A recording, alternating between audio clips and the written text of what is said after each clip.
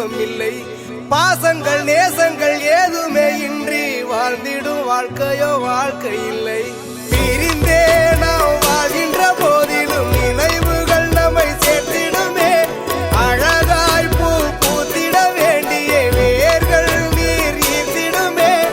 இன்னொரு ஜென்மம் அது கிடைத்தாலும் கூட இதுபோல் ஒரு சொந்தம் கிடைத்திட நாம்